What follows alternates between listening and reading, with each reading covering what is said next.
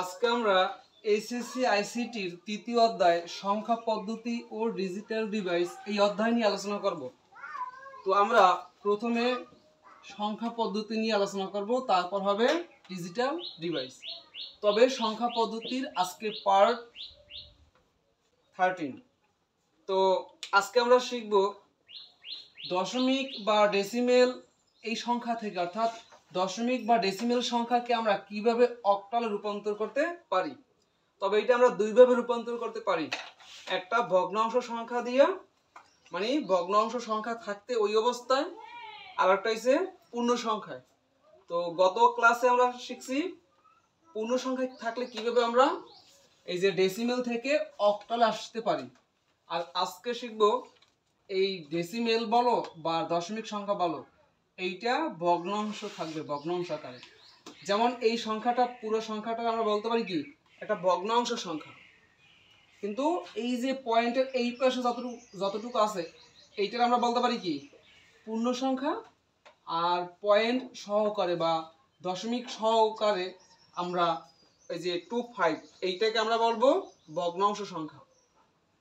তো এই ভগ্নাংশ সংখ্যা অর্থাৎ এভাবে যদি দশমিক সংখ্যা থাকে ওইটার আমরা কিভাবে অক্টালে নেব, আজকে আমরা এইটা শিখবো। আর গত ক্লাসে আমরা শিখছি শুধু এতটুকু থাকবে, ধরো এতটুকু, বাট এখানে পয়েন্ট থাকবে না কোথাও। ওইগুলো আমরা কিভাবে নেব ওইগুলো আমরা শিখছি। তো চলো শুরু করি। আজকে আমরা প্রথম ক দিয়ে শুরু করি। তো আমরা ক করব, তো আমরা এটা সাজাই। এখানে দেখো এই কয় এইটা আছে, ঠিক আছে। তো এইটাকে আমরা এভাবে লিখতে পারি, এইটা হলো দশমিক বা ডেসিমেল, আর এইটারে আমরা রূপান্তর করব অক্টালে। তাহলে অক্টালের ভিত্তি কত? 8। অক্টালের ভিত্তি হলো 8। তাহলে আমরা এখন অক্টালে যাব। এখন নিয়ম, এতগুলো ক্লাস যাওয়ার পর আশা করি এখন তোমরা বুঝতে পারছো যে এখন আমরা কি করব। আমরা জানি এই যে ডেসিমেল বা দশমিক সংখ্যা বলো, এই যে ডেসিমেলের ভিত্তি বা দশমিকের যে ভিত্তি 10, এটা কখনো কাজে লাগবে না, এটা কখনো কাজে লাগবে না। বাকি যে ভিত্তি থাকে ওইটা কাজে লাগবে। এখন কথা হইলো বাকি যে ভিত্তি থাকে, যেমন এখানে 8 আছে, এইটা দিয়ে আমরা সর্বোচ্চ দুইটা কাজ করতে পারি। একটা 8 দিয়ে ভাগ দিতে পারি, আর একটা 8 দিয়ে গুণ দিতে পারি। এখন 8 দিয়ে গুণ দেব ওই সংখ্যাকে না ভাগ দেব? ভাগ দেব। কেন? আমরা জানি এই যে সংখ্যাটা, মানে এই যে ভিত্তিটা, এই ভিত্তিটা সংখ্যার সাথে থাকলে কি হবে? সংখ্যার সাথে থাকলে গুণ হবে, আর সংখ্যার সাথে না থাকলে কি হবে? ভাগ হবে। তাহলে আমরা এখন কি করব? অবশ্যই আমরা ভাগ করব, যেহেতু সংখ্যার সাথে নাই, এখন আমাকে ভাগ করতে হবে। তাহলে আমরা আমাদের সুবিধার জন্য আমরা একটা কাজ করি, শুধু পূর্ণ সংখ্যাটা ওইটাকে আলাদা আমরা নিই, তারপর ভগ্নাংশ নেব। শুধু পূর্ণ সংখ্যা কিভাবে আমরা অক্টালে নিই এটা আমরা জানি। এখন দেখো আমরা শুধু এইটাকে একটু সাজাই। 8 9 মানে 8 7 9 এতটুকু আমরা কি করব? এই যে দশমিক থেকে আমরা অক্টালে রূপান্তর করব, ঠিক আছে। তো এইটুকু আমরা করতে পারি। তো আমরা প্রথম 8 7 9 এই সংখ্যাকে আমরা কি করব? এটা তো কাজে লাগবে না, 8 দিয়ে কি করব? ভাগ করব। তাহলে বলো, প্রথম ক্যালকুলেটরে এই সংখ্যাটা লিখবা, তারপর ভাগচিহ্ন দিয়ে এটা দেবা, কত হয় বলো? 109। এখানে পয়েন্টার কিছু আসছে? হ্যাঁ। আচ্ছা যাই হোক, যা আসছে বলো। 109.875 এতটুকু আসছে, তাই না? আমরা জানি, এতগুলো ক্লাস আমরা করলাম, আমরা এখন আসলে বুঝতে পারছি পয়েন্টের আগের টুকু আমরা এখানে লিখব। আর যদি পয়েন্টের পর কিছু না থাকে তাহলে আমরা টান দিয়ে এখানে শূন্য বসাবো, ভাগশেষ। কিন্তু এখানে অনেক কিছু আছে, তাহলে শূন্য হবে না শিওর, কিন্তু কত হবে? এখন আমরা কি করব? এইখানে যে সংখ্যাটা আছে, অর্থাৎ এইখানে যা লিখছি কত? 109। এখন আমরা গুণ দেবো এইটার সাথে, গুণ দিলে কত হয় বলো?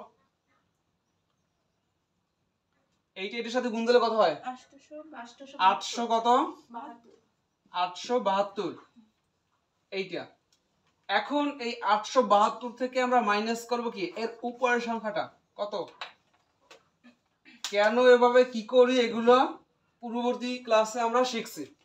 এখন এখানে বলা সম্ভব না, তাতে অনেক সময় লাগবে। কত হয়?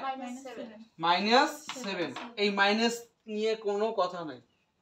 কেন কিভাবে কিসের জন্য আসে এটা আমরা জানি, আমরা শুধু সংখ্যা নেব। ঠিক আছে, তাহলে আমরা এভাবে করি। কিন্তু মূলত এই সংখ্যারে আমরা এটি দিয়ে ভাগ দেব, ভাগফলটা এখানে লিখবো, ভাগশেষ এইখানে লিখবো। এতে আমাদের আমরা যদি সরাসরি করি অনেক সময়ের প্রয়োজন, এই জন্য আমরা ক্যালকুলেটরের সাহায্যে করি বিধায় সময় অনেক কম লাগে, আর এই জন্য আমরা এই পদ্ধতি ফলো করি।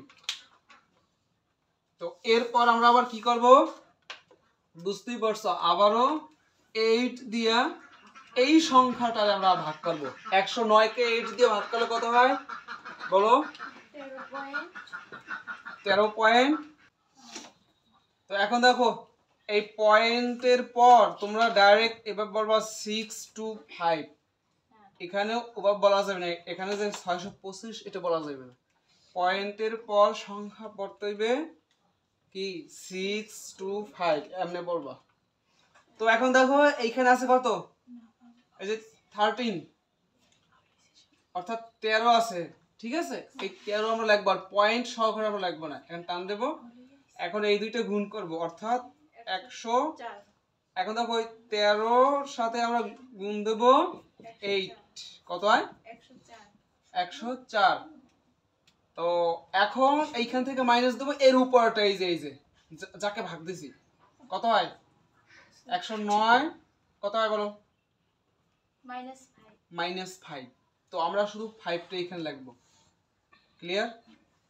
কারণ এই মাইনাসটা আমাদের ভুলের কারণে আসে। আমাদের উচিত ছিল বড়টা থেকে ছোটটা মাইনাস করা, কিন্তু আমরা সুবিধার জন্য ছোটটা থেকে বড়টা মাইনাস করি, এই জন্য সামনে মাইনাস আসে। আর মাইনাস নিয়ে আমাদের তো অত না, এটা তো জাস্ট টেকনিক, আমাদের ভাগশেষটা বের করতে পারলেই হইল। তো এরপর আমরা কি করব, আবার 8 দিয়ে ওরে ভাগ দেব, তাহলে কি হয়? 1.625। তাহলে 1.625। এখন আমরা কি করব, শুধু অন্তই লিখছি, এইটা দিয়ে গুণ করব, তাহলে কত হয়? 8 হয় না? এই যে আমি ওই নিয়ম অনুসরণ করি, এইটা গুণ করি, হয় 8 মাইনাস দেবে উপরটা 13, কত হয়? সরি, তাহলে মাইনাস কত? 5। তো মাইনাস তো বুঝি কিসের জন্য আসছে, আমরা এখানে 5 দেব। এরপর আমরা 8 দিয়ে ওরে ভাগ দেব। 8 দিয়ে ভাগ যায় না, যখন দেখবা এইটা থেকে এই ছোট আছে তখন এখানে শূন্য দিয়ে ওইটা সরাইয়া এই যে গানবা, শেষ। তাহলে আমরা এই সংখ্যাটার মানে এই যে এই এতটুকু পূর্ণ সংখ্যায় ছিল, ওইটুকে যদি আমরা অক্টালে নিই তাহলে কি হবে আমরা এখন বুঝতে পারছি। কত হবে? এই যে 879। তো এইটুকে যদি আমরা অক্টালে নিই, আমরা নিচ থেকে লিখবো 1557। কত? এটা তো আমরা অক্টালে আসছি। ক্লিয়ার? তো আশা করি বুঝতে পারছো। এখন আমরা এই পয়েন্টেরটা দেখবো, এরপর একসাথে এটা আনসার লিখবো, তখন আমার এই মানটা প্রয়োজন হইবে। এই জন্য আমি এই জায়গায় একটু লিখে রাখি, মানটা আমার কাজে লাগবে পরবর্তীতে। এই যে এটা পরবর্তীতে কাজে লাগবে। তো আমি এখন এইটারে মুছে ফেলাই। ওকে, এরপর আমরা কি করব, আমরা এই যে 0.25, এটাও তো ডেসিমেল, এটাকে আমরা অক্টালে রূপান্তর করব। ওই আগের মতনই আমার দশমিকের ভিত্তি তো কাজে লাগবে না, তাহলে 8 দিয়ে হয় গুণ নাহলে ভাগ। এখন যেহেতু দূরে আছে তাহলে কি হবে? ভাগ। কিন্তু আমরা জানি পূর্ণ সংখ্যায় যা করি দশমিক সংখ্যায় তার বিপরীত করব, পূর্ণ সংখ্যায় যা করি দশমিক সংখ্যায় তার বিপরীত করব। সেই হিসাবে এখন কি হবে, নিয়ম অনুসারে হয় এখন ভাগ 8 দিয়ে, বাট আমরা উল্টো করব দশমিকের ক্ষেত্রে। তাহলে আমরা গুণ করব, কি করব? গুণ করব। তাহলে এরকম একটা ছক দেবা। প্রথম লাগবা গুণ, তারপর লাগবা গুণফল।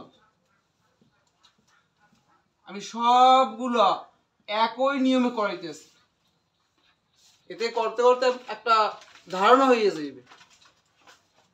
তো গুণ গুণফল, এবার হচ্ছে ভগ্নাংশ সংখ্যা। ভগ্নাংশ, তারপর হচ্ছে পূর্ণ সংখ্যা।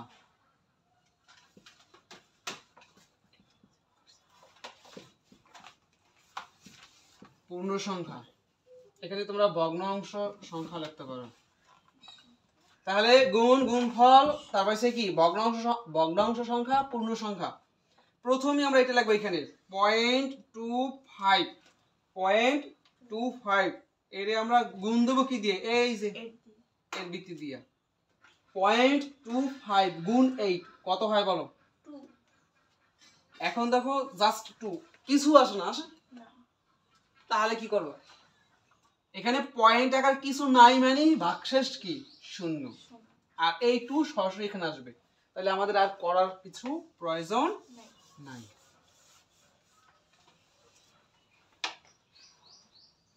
তাহলে আমরা এখন এতটুকুর আনসার কিভাবে লিখবো? যে 0.25 এইটা ছিল কিন্তু ডেসিমেলে, এইটার অক্টানেলে কি হয়? একটাই আছে, তাহলে তো আমরা এখানে 0.2 দেবো। আবার এখানে লিখতাম কিন্তু আমরা সবসময় নিচ থেকে লিখি পূর্ণ সংখ্যায়, ভগ্নাংশ কিন্তু উল্টো উপর থেকে। তো এখানে আছেই একটা, এখানে কিন্তু ডট ডট হবে না, এখানে কিন্তু ডট ডটও হবে না। কেন হবে না? কারণ এখানে তো আমরা ভগ্নাংশ সংখ্যা শূন্য দেখাইয়েই ফেলাইছি, তাহলে এখানে শুধু 8 লিখে দেবা বাস। এখন দুইটা একসাথে যদি আনসার লিখি তাহলে কি হয়? তাহলে আমরা লিখতে পারি অতএব পুরো সংখ্যাটা লিখবো 879.25।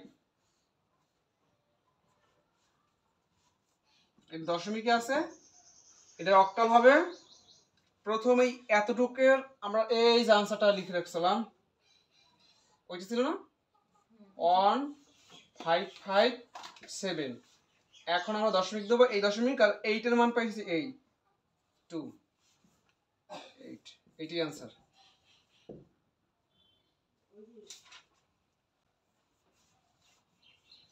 এখন আমরা দেখবো খ নম্বর। তো এই তো প্রশ্নটা ছিল, এটা ছিল তো দশমিকে, এটা ছিল দশমিকে, আমাদের রূপান্তর করতে হবে অক্টালে, এই জন্য আমি এভাবে লিখছি। এখন দেখো এই বৃত্তি তো আমার কাজে লাগবে না, বাকি বৃত্তি আমার কাজে লাগবে। এখন এই 8 বৃত্তি দিয়ে আমরা হয় গুণ দেবো, না হয় ভাগ দেবো। যেহেতু সংখ্যার সাথে নাই, দূরে আছে, ভাগ হবে, সাথে থাকলে গুণ হয়। এখন ভাগ করবো। এখন তো আমরা প্রথম এই যে পূর্ণ সংখ্যাটু, এইটা আমরা আলাদা আলাদা করি, তাহলে কি হবে? এই তো এইটাকে শুধু আমরা অক্টালে রূপান্তর করব, তারপর আমরা এই যে দশমিক সহকারে ওইটুকু করবো, এরপর একসাথে আমরা লিখবো। তাহলে আমরা করতে পারি এই 129, এর আমরা 8 দিয়ে ভাগ দিই। 129 কে 8 দিয়ে ভাগ দিলে কত হয়? কত হয়? 16.125, এইটা হয় না? তো এখন দেখো আমরা কি করব, পয়েন্টের আগ পর্যন্ত আমরা এখানে লিখবো, এরপর এরকম একটা টান দেবা, দেওয়ার পর তাহলে আমরা এই যে এইটার এইটা এখানে গুণ দেবা। তাহলে আমরা এই দুইটা যদি আমরা গুণ দিই তাহলে কি হয়? আমরা এখানে 16 আর গুণ দেবো 8, হয় কত? 128 হয়। এখন এই 128 থেকে আমরা বিয়োগ দেবো এই যে উপরের 129, তাহলে -1 হয়। তো তোমরা তো জানোই, আমরা শুধু অনটা এখানে লিখবো। এরপর আবার কি করব? আবার 8 দিয়ে ভাগ দেব, দিলে কত হয়? 2, 8 দুগুণে 16। এবার কিন্তু পয়েন্ট টাকা কিছু আসে না, তাহলে এখানে হবে 0। তারপর আমরা কি করব?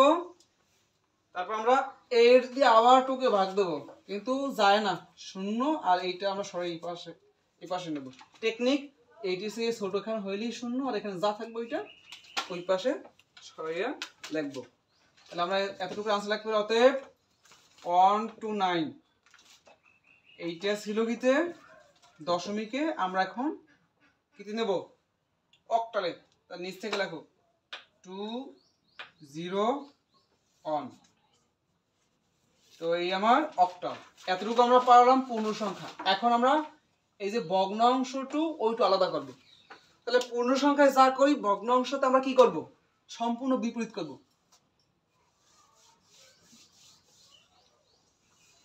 সম্পূর্ণ বিপরীত করব। তাহলে এই যে এতটুকু আমরা অক্টালে নেব। তাহলে আমরা প্রথমে একটা ছক দিই। এখানে আমরা লিখবো গুণ, তারপর গুণফল, গুণফল এখানে হবে ভগ্নাংশ, ভগ্নাংশ বা ভগ্নাংশ সংখ্যা, আর এখানে হবে পূর্ণ সংখ্যা, এখানে হবে পূর্ণ সংখ্যা।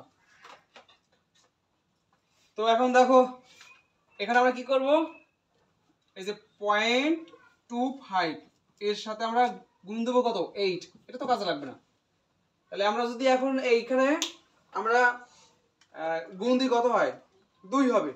এই যে 0.25 গুণ 8, হ্যাঁ 2 হয়। তাহলে ভগ্নাংশ কিছুই নেই, পয়েন্ট টাকা নাই, মানে ভগ্নাংশ নাই, শূন্য। আর এটাই তো পূর্ণ সংখ্যা, এখানে হবে 2। তো আমাদের আর করা লাগতেছে না। তাহলে আমরা যদি আনসারটা লিখি কিভাবে লিখবো? আমরা লিখবো অতএব 0.25 এইটা সমান কি হবে? এটা তো দশমিক ছিল, অক্টাল। ওকে, এখন যদি আমরা একসাথে আনসারটা লিখি তাহলে কি হবে? আমি একটু উপর দিয়ে মুছে ফেলাই। আমরা যদি একসাথে আনসারটা লিখি তাহলে আমরা এইভাবে লিখবো, এই যে অতএব 129.25। এখন আমরা এখানে কি লিখতে পারি? প্রথম আমরা এতটুকু আনসার পাইছিলাম, কতটুকু বলো? এইটার আনসার